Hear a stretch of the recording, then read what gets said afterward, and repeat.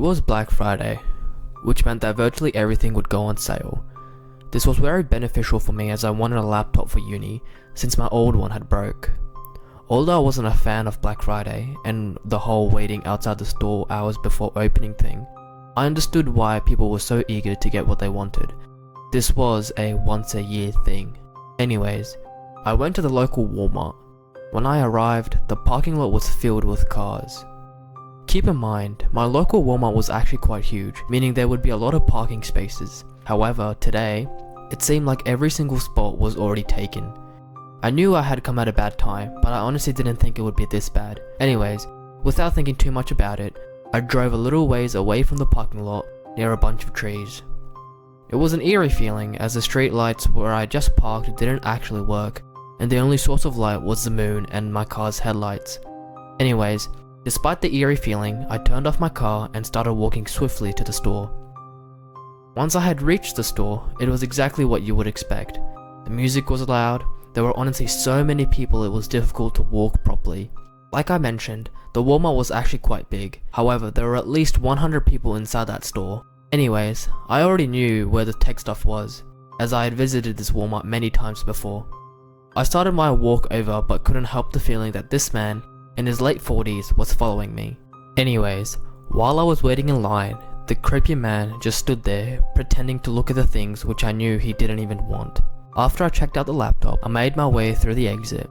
I know now this was a huge mistake. As I walked out into the back parking lot of the store, I saw that there were no lights. Just then, I heard footsteps behind me, and when I looked back, I saw the man following me. I didn't know what to do. I could either run around the parking lot and get to my car, or I could run through the little dense forest area and cut through to my car. I couldn't think for long as I saw the man running towards me.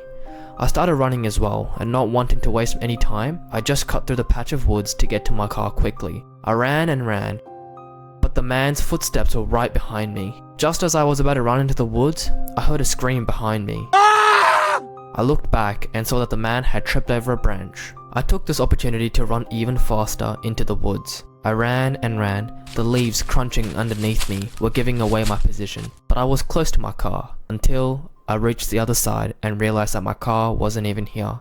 I had run into the wrong stretch of woods. Just then, I could hear footsteps approaching in the distance. I saw a flashlight in the distance, which I knew the man was holding to find my position. Without knowing what to do, I took cover under a large log. I saw the man approaching me. I sat there with my heart beating out of my chest. Just then, the man turned around and started slowly walking in the other direction. I took a branch that was thick, stood up and charged at the man. Just as he turned around, I smacked him right across the face with the branch. He fell, screaming in agony. I hit him a few more times in the knees so that he couldn't follow me. I yelled at him, telling him to stop following me. Afterwards, I threw the branch down and ran in the other way to get to my car. Once I had reached my car, I got in and drove off. I didn't bother notifying the police, but you have to imagine that the laws are pretty messed up in my state. I would probably get in trouble even though I only hit that man in self-defense. Anyways, after this incident, I never really went back to that mall, only doing so when I really had to. I also never told any of my family, but I did tell one of my closest friends, who said that I was just protecting myself and I shouldn't be worried. It was Black Friday, and I was eager to buy some home appliances.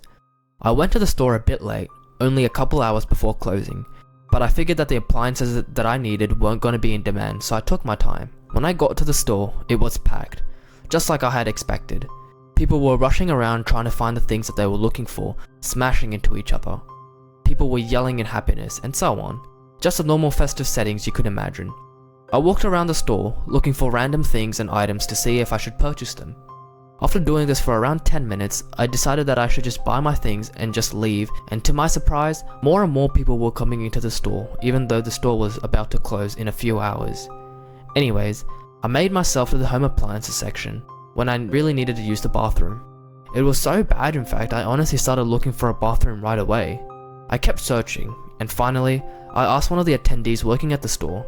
He said that the bathrooms were at the back of the store and pointed to a sign in the distance that I must have missed when I was looking for the bathroom. I started speed walking past all the people as I really needed to go. When I found the bathroom, I slammed the bathroom door open and walked up to one of the urinals and started doing my business. Just then, the radio music was cut and a man on the intercom came in and said that we were going into lockdown. I honestly was stunned as I didn't even know stores can go into lockdown. But regardless, I finished my business and just hid in one of the stores until we were in the clear. I was going on my phone when I heard popping sounds. I knew instantly what it was. My expression from being a chill person on their phone waiting this lockdown out changed to a fear for my life expression. People were screaming and I heard a lot of people running. I stayed put as I didn't want to cause any commotion. All of a sudden, I heard the bathroom door opening. It was a man in his early 20s or 30s. He spotted me and came over. In a whisper, he said that he was in the store and then all of a sudden a gunman had come and started shooting the place. This terrified me. Now I knew what the popping sounds were. Both of us sat in agony, waiting for this to be over. All of a sudden, we heard sirens in the distance. It was then we heard even more sirens. They were coming quickly. The more sirens we heard, the better. Suddenly, we heard commotion coming from outside. We heard screaming and then a gunshot followed by silence. The police were in the building. They escorted everyone out and then the bathroom door opened. And we were greeted by 2 police officers with their pistols raised. They asked us if we were alright and asked us to show them our hands. Although at the time this had taken me by surprise, I later understood that considering the position we were in, and considering that we were in the bathroom, they must have thought that we were also a part of the shooters, just trying to get away. Anyways, we were safely escorted and free to go home after some checks. After a couple of days, it turns out that there were multiple shooters that had entered the building that day, and thankfully no one was killed. However, a few people were injured due to the ricochet of the bullets. Ever since then, I have always wondered, what if that man wasn't actually a civilian that came into the bathroom? Rather, he was one of the shooters. After this incident, I never really went back to that mall, or any mall for that matter. I still think about how lucky I was that day, and how needing to use the bathroom could have saved my life. I worked as a security guard for one of the local malls. It was Black Friday, which meant that I would have to do much more patrolling around the mall. Luckily, I was on a wage and would get overtime quite frequently. Anyways, it was Black Friday and as usual there were hundreds of people roaming the mall. It was quite overwhelming to say the least. I did my usual patrols, helped people with directions, and just overall was busy doing work. What I should have mentioned is that the place I work in isn't the greatest, and you could see that when the sun was starting to set. This day, however, I thought it would be different as we would have people right up until everything closed. Anyways, the afternoon rush was over. However, there was still plenty of people in the mall. A little bit later, in the evening, one of the other security guards radioed over to me that some of the things from the back of the mall was stolen. I didn't know how this could be as you had to enter a code to access anything that customers couldn't. The other guard then told me that the lock had been broken and things such as extra stock and even cleaning materials had been stolen.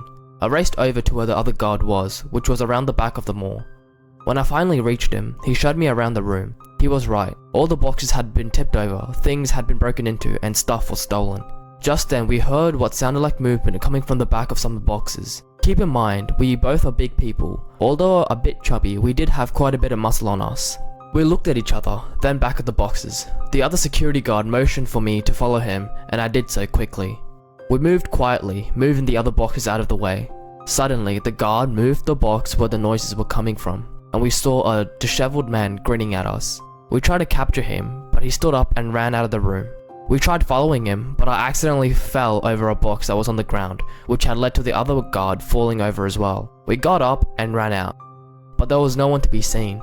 We radioed to the other guards that a homeless and potentially dangerous man was on the loose, and to keep an eye out for them. We searched everywhere and asked people, but to our surprise, no one had spotted him. This meant that we couldn't do much. We radioed to the camera systems person and asked them to check the cameras to see if there was anyone that fit the description of what we said. He replied back instantly saying that the homeless man was carrying a hammer and was smashing people's cars and destroying them. We told the camera guy to call the cops while we ran outside to find the man. When we got outside, we found that the man was in fact still destroying cars. We yelled at him to stop, but he didn't even acknowledge the fact that we were there. The other security guard and I ran at him. With our tasers drawn, we tased him to the ground. Not long after, the police would arrive and arrest the man. While he was being escorted to the police car, the homeless man gave us this dirty look, as if he would return to smash our heads with that hammer next. It turns out that the person was indeed homeless and had been high out of his mind. When he decided to break and steal things, he also destroyed so many cars in the parking lot. After a while, I had to move states, and this meant that I would inevitably have to move jobs. This was also the last time that I had worked as a security guard.